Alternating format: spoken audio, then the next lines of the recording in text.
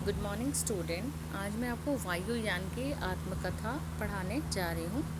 आत्मकथा जिसमें व्यक्ति अपने स्वयं के बारे में लिखता है। तो यहाँ पर वायुयान इसे आत्मकथात्मक शैली में लिखा है। इसमें वायुयान के बारे में वायुयान स्वयं अपनी बातें बता रहा है कि कैसे उसका आविष्कार हुआ, कहाँ से शुरुआत हुई और कहाँ से कितनी कितनी तकनीकी जो है तकनीक बढ़ते बढ़ते कहाँ तक वो पहुँच गया। तो आत्मकथात्मक शैली में लिखे इस लेख में वायुयान की आत्मकथा के बारे में बताया है कि पक्षियों को देखकर मनुष्य ने सबसे पहले उड़ने की कल्पना की थी। उसके बाद गुब्बारे में बैठ के उड़ने का साहस किया। धीरे धीरे इस गुब्बारे का स्वरूप बदला और बदलते बदलते गुब्बारा वायुयान में बदल गया। फिर हेलीकॉप्टर बना, जेट विमान बने और उसके तरह तरह के आविष्कार होते रहे। आज भी इसमें अधिक से अधिक आधुनिक उपकरणों का प्रयोग कर नए से नए रूप का आविष्कार किया जा रहा है कि मतलब धीरे धीरे करके उसका स्वरूप जो है वो और निखारा जा रहा है।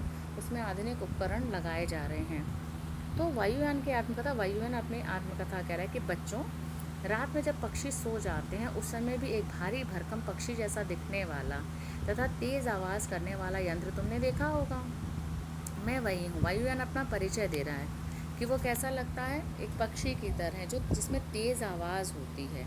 तो एक यंत्र है, वो मशीन है और उसे क्या कहते हैं, उसे वायुयान कहते हैं। उसमें लोग बैठ के बहुत दूर दूर की यात्राएं करते हैं, लंबी लंबी यात्राएं करते हैं। और मैं पक्षियों से भी तेज़ उड़ सकता हूँ।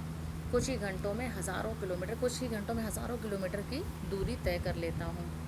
अब वायुयान अपने विकास की कहानी, मतलब कहाँ से उसका आरंभ हुआ, कैसे उसका जन्म हुआ, कैसे वो आया, उसके बारे में वो बता रहा है कि आज से लगभग 200 साल पहले, मतलब समझ रहे 200 साल पहले फ्रांस में मोंतगोल्फायर नाम के बंधुओं ने कागज़ के गुब्बारे बनाए और उसमें गर्म हवा भर के उसे उड़ाया।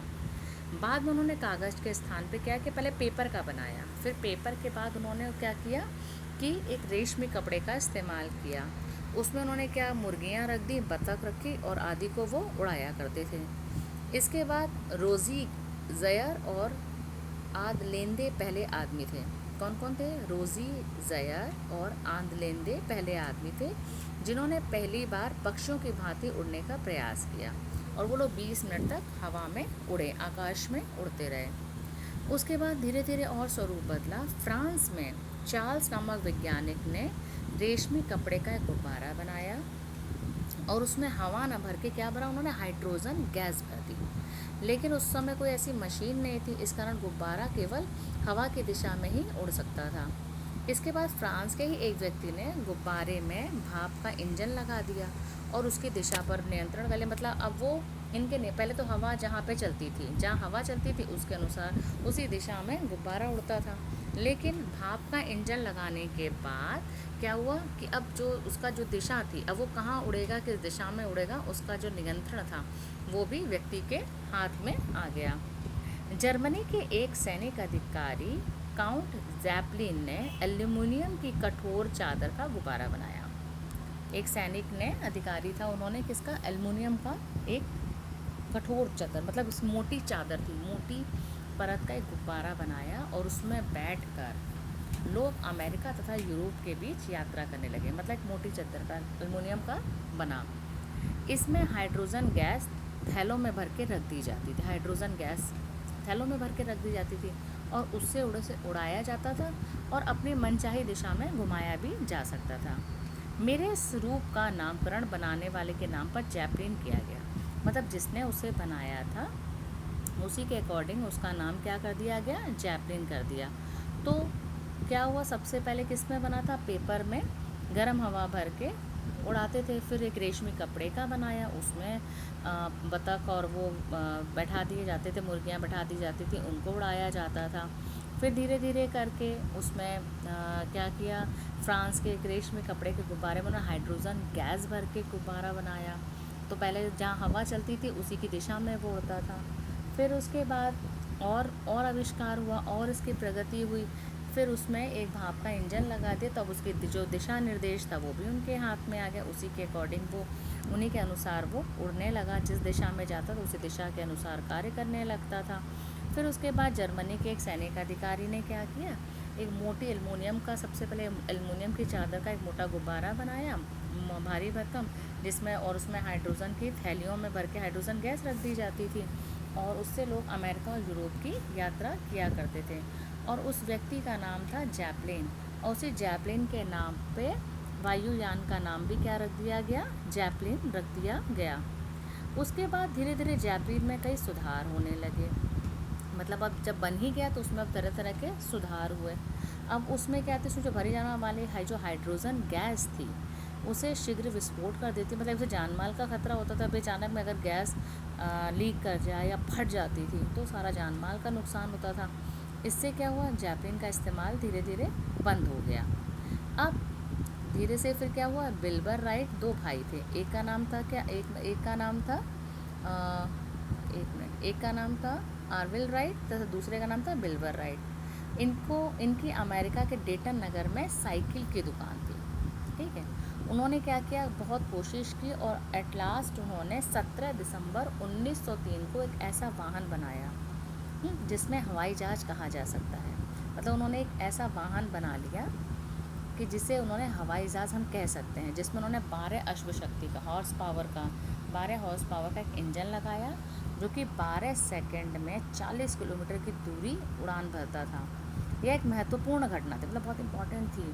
पहली बार मेरे हवा से भारी रूप ने हवा में उड़कर दिखाया, मतलब हवा से भी भारी, हवा में कौन सी जो हल्की होती वही चीज़ हवा में उड़ती है, लेकिन अब कि उन्होंने क्या कि हवा से भी भारी उनका जो स्वरूप था वो बना और वो हवा में उड़ती थी, और वो भी कितने 12 सेकंड में 40 किलोमीटर तक उड़ान भर लेती थी।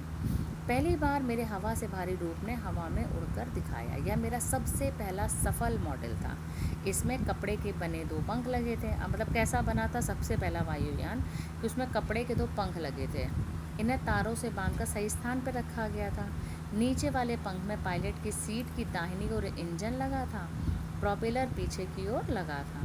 इसके बाद राइट बंधुओं ने मेरे मॉडल में सुधार किया, मतलब अब एक बार बन गया, अब उसमें जैसे जो कमी होती उसको धीरे धीरे तकनीकी जो बाधाएं आती थी उनको और सुधारा गया, और कुछ ही सालों में लगातार 40 किलोमीटर तक उड़ने वाला वायुयान बना लिया। 1909 में फ्रांस के लुई फ्लोरिऑल ने पहली बार इंग्लिश चैनल पार किया। इंग्लिश चैनल एक समुद्री खाड़ी है जो फ्रांस और इंग्लैंड के बीच में स्थित है। और फर्स्ट वर्ल्ड वॉर में, प्रथम विश्व युद्ध के बाद मेरे वायुयान रूप ने और अधिक विकास कर लिया, मतलब धीरे धीरे करके उसमें विकास होता गया। अब प्रशांत महासागर, हिंद महासागर के ऊपर से भी वो यात्राएं करने लगा। इस बीच में भारत में भी आ गया, मतलब भारत में कब आया, सन 1931 में सर्वप्रथम JRD टाटा का नाम सुना है आप सबने, तो JRD टाटा ने मुझ में बैठकर पहली उड़ान भरी थी। जैसा कि मैंने तुम्हें बताया, पहले मुझे भाप के इंजन लगा के चलाया जाता था, लेकिन कुछ समय बाद मुझ में पेट्रोल से चलने वाले 300 अश्व शक्ति के इंजन का प्रयोग किया जाने लगा। फिर उसके स्वरूप की जो इंजन थे उनकी संख्या 12 तक भी होती थी। मेरे सामने की ओर पंखा लगा होता था जिसे प्रोपेलर कहते हैं। यह मेरा ज़रूरी अंग है जो मेरी उड़ान के दौरान हवा में उसी तरह धंसता है जैसे पेच लकड़ी में धंसता था। मेरा एक और रूप है जो तुमने अक्सर देखा होगा, वह है हेलीकॉप्टर। हेलीकॉप्टर आप लोग सब जानते हैं ना, वह वायुयान से छोटा होता है। वह बहुत थोड़ी सी जगह में एकदम ऊपर उड़ान भर सकता है और छोटे से मैदान या बड़ी इमारत की छत पर भी उतर सकता है। जबकि मेरे वायुयान को, जो वायुयान होता है, एरोप्लेन होता है, उसको उतरने के लिए बहुत बड़ी हवाई पट्टी की आवश्यकता होती है। तभी तो देखिए सब जगह हवाई एयरपोर्ट होते हैं जहाँ पे बड़े बड़े वायुयान उतरते हैं, और जो हेलीकॉप्टर होता है वो कहीं भी किसी मैदान में उतर जाता है, कहीं जो खाली स्थान होता है वहाँ पर भी वो उतर जाते हैं। तो आजकल मेरा ऐसा रूप बनाने की कोशिश की जा रही जो मेरे वायुयान रूप की तरह बड़ा हो, पर हेलीकॉप्टर की भांति बिना हवाई पट्टी के उड़ान भर सके और उतर सके। मतलब अब डेवलपमेंट उसमें और हो रहा है कि मतलब अब और उसमें प्रगति हो रही है, और अब ऐसा रूप बनाने की कोशिश हो रही है कि जो बिना हवाई पट्टी के, मतलब कहीं ऐसी ज़रूरत ही ना पड़े एयरपोर्ट की, ऐसी भी हवाई पट्टी ना पड़े जहाँ से उसे उड़ान भरनी पड़े, बल्कि ऐसी जगह वो कहीं से भी उड़ान भर सके। क्या तुम जानते हो कि मेरा वायुयान कितनी तेज़ी से उड़ सकता है? आवाज़ की गति से भी बहुत तेज़। जहाँ तक ऊंचाई है, जहाँ तक की ऊंचाई होती है आवाज़ की गति से बहुत है, और जहाँ तक ऊंचाई का सवाल है तो ये एवरेज की चोटी से तिगुनी से भी अधिक ऊंचाई तक उड़ सकता है। इस तरह तुम्हारे दिमाग में यह प्रश्न भी उठ रहा होगा कि क्या पृथ्वी का गुरुत्वाकर्षण बल मुझे नीचे क्यों नहीं खींचता। तो पृथ्वी के गुरुत्वाकर्षण बल के फलस्वरूप मैं नीचे की ओर आता जरूर हूँ, पर मुझे एक बल ऊपर की ओर उठाता है। ऊपर उठाने वाला बल, जिसे वैज्ञानिक उत्थान लिफ्ट कहते हैं, पृथ्वी के गुरुत्वाकर्षण बल से भी अधिक होता है, इसलिए मैं ऊपर उठ जाता हूँ। तो उसमें ऐसा मशीन लगी होती है कि जो वो नीचे उसे आती, बल्कि उसे इतना प्रेशर देती है कि वो हवा में ऊपर उठता चला जाता है। भारत में भी ऐसे कई यात्री विमान रोज़ उड़ाने पड़ते हैं। आपको पता है हर जगह एयरपोर्ट, मालूम है यहाँ पे कहाँ है, लखनऊ में एयरपोर्ट है ना।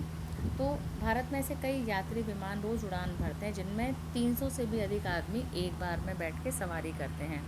विमान बहुत आरामदेह होते हैं। इनका अंदर जो बैठते हैं ना आदमी, ना तो उन्हें झटके लगते हैं, ना उन्हें हवा हवा मतलब हवा में जब उड़ते हैं तो उन्हें हवा की कमी, मतलब ऑक्सीजन की कमी नहीं होती है। वायुयान के भीतर हवा का दबाव और तापमान एकदम सामान्य रखा जाता है। अब मेरे ऐसे रूप के बनाने के प्रयत्न किए जा रहे हैं जो बड़े हों और तेज़ी से उड़ान भरें तथा अधिक से अधिक भार उठा सकें।